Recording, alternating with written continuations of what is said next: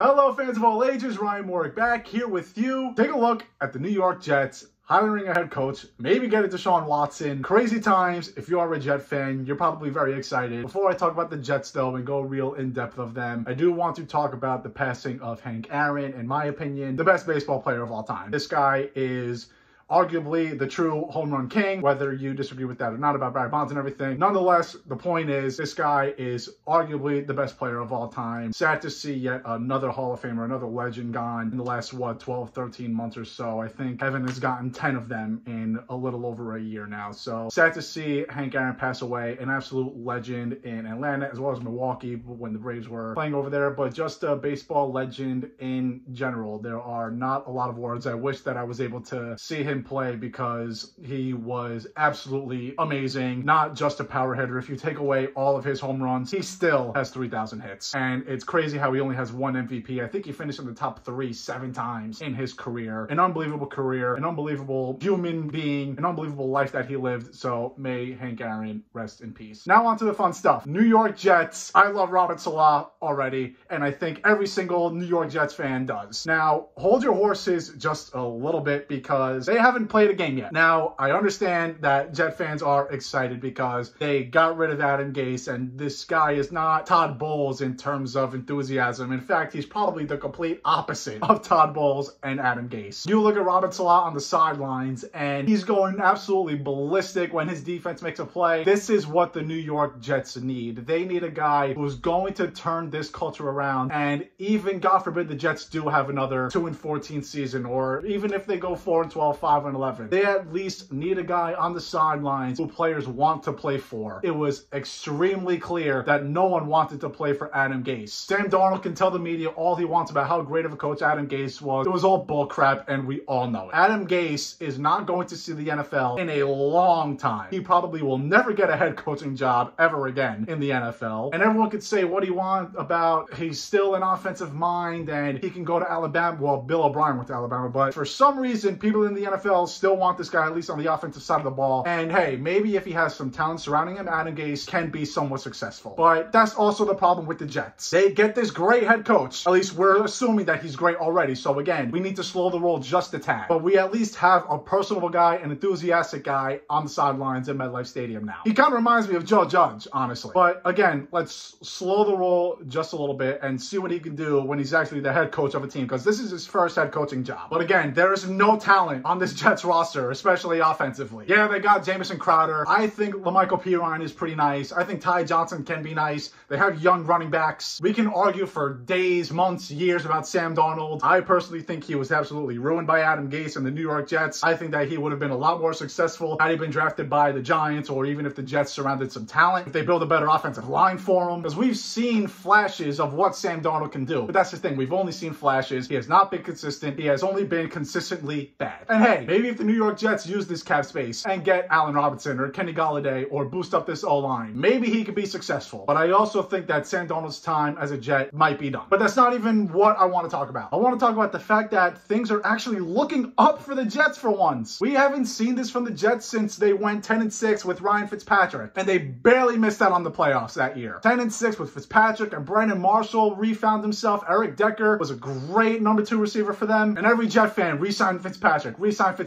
and obviously we know how that went. Now, the Jets were caught up in the trap because they had no reason to not re-sign Fitzpatrick. He had the most throwing touchdowns of any quarterback in Jets history. And you feel bad for Sam Darnold because he was this touted prospect. He was very good at USC. Yeah, he still had a turnover problem, but he was at least good, and it's clear that he's not the answer anymore. But on the bright side, again, Robert Saleh seems to be a great head coach so far. He's at least passed all the tests. Joe Douglas has made pretty solid moves. He hit on Mekhi Becton. He did make a great trade for Jamal Adams, and now he might be able to use those picks from that Jamal Adams trade to get Deshaun Watson. Now again, Jet fans have to hold on just a bit because Deshaun Watson does have a no-trade clause, and I don't think that Deshaun Watson is going to go anywhere before the New York Jets spend this cap space. Why should Deshaun Watson just waive his no-trade clause to take a risk? Now, if the Jets go out there and get Allen Robinson or Kenny Golladay or Chris Godwin or any of these receivers that are on the free agent market, let's say they wind up taking that offensive lineman coming from Oregon at number 2. Or you trade the second pick and the Seattle pick and another first rounder in 2022. Or heck, even both of those first round picks that you have in 2022. They have 4 first round picks in the next 2 years. From the New York Jets, I'm sending all of those to Houston because they have all this cap space. This can be a quick turnaround for New York. They have so much money in cap space, and I feel like that's false hope cap space because you never know how these deals are going to work out. You never know how long these players are going to be good for. The New York Giants in 2016, they had all the cap space in the world. Got Olivier Vernon, got Snacks Harrison, got Janoris Jenkins, revamped the defense, finished 11-5, and that was the only time the defense was ever any good. And then they went 3-13 the next year, drafted Saquon Barkley, went 5-11, and then they went 4-12. The Giants had one good year with all of that cap space. Even the New York Jets, they had cap space. They got CJ Mosley, Le'Veon Bell. How did that end up? 6-2 second half, sure, but against garbage football teams. Now, granted, CJ Mosley opted out of this season. Le'Veon Bell was hardly used by Adam Gase. Adam Gase was a horrible coach for Le'Veon Bell. And then they finished 2-14 this year. So all this cap space is false hope. When you look at this free agent class, especially on the offensive side of the ball, and you get Deshaun Watson, who's not going to be interested in Deshaun Watson throwing to Allen Robinson? Imagine Jamison Crowder being in the slot as a number 2. Get the number 1 corner off of him. That could be very dangerous. And let's say they don't get Deshaun Watson. They have so many options. Personally, I think that they should trade down from the number 2 pick because I do think that Sam Darnold is talented enough to at least perform somewhat at a decent level if he's surrounded by talent. Now, if that were to happen, that would be a huge risk that the Jets are taking because they would have to pay Sam Darnold for his 5th year. But to just give up on the guy through 3 seasons when it's clear that he had a very bad head coach and very bad talent surrounding him. And hey, if you pick Justin Fields at 2 and he becomes your quarterback, then that's not anything bad. You got your quarterback. Good for you. But I also feel like the Jets are kind of in a win-win situation no matter what they do. Even if they do take on Deshaun Watson's contract, they still have enough cap space for a receiver and some help on the defensive side of the ball, and if they want to revamp that offensive line. If they don't take Deshaun Watson, more cap space. More false hope, but again, more cap space where you can get elite talent. And if they don't get Deshaun Watson and they select Justin Fields at 2, well, it better be right. Justin Fields better be good. That's all I'm going to say. Because the Jets can't keep going into this quarterback hell. They better know that Justin Fields is the future. Because if he's not, then signing Allen Robinson potentially would be pointless. Finding a gem at the offensive line with their 23rd pick would essentially be pointless. Because if Justin Fields stinks, you're going to stink. I can't sit here and pretend to be a gridiron expert and lock down all the X's and O's and know exactly who the Jets should pick at 2 and 23 and 34 and all those picks that they have. I'm not a college football expert. I have no idea what they should do. But you got Deshaun Watson and his agent wanting jet green cars and Deshaun Watson hanging out in New York. And you got Allen Robinson favoriting all these tweets about Deshaun Watson going to New York and even him going to New York. The Jets are not back yet, but things are looking up. I'm going to wrap things up right here. Thank you all for watching. Jet fans, hang in there. I think your time is coming. Be patient, but you're going in the right direction. Thanks again for watching. See you guys next time.